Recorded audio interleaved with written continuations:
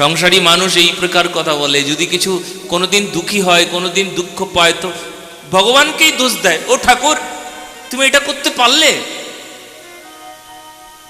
আর আমি ভগবানের ভজন করব না। আর পুজো করে কি হবে? এত বড় পুজো করলাম, সব শেষ হয়ে গেল। হ্যাঁ, পরীক্ষায় তুমি চিরকাল ফেলই করছো গো। আহারে।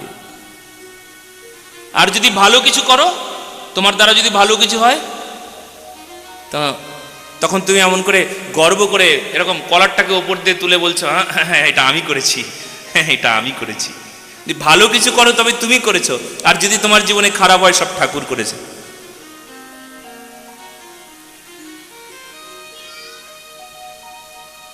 যদি কিছু খারাপ হয় তাহলে তুমি লিখে রাখো ওটা তোমার কর্মের ফল, আর যদি কিছু ভালো হয় তবে জানবে ওটা ভগবানের কৃপা।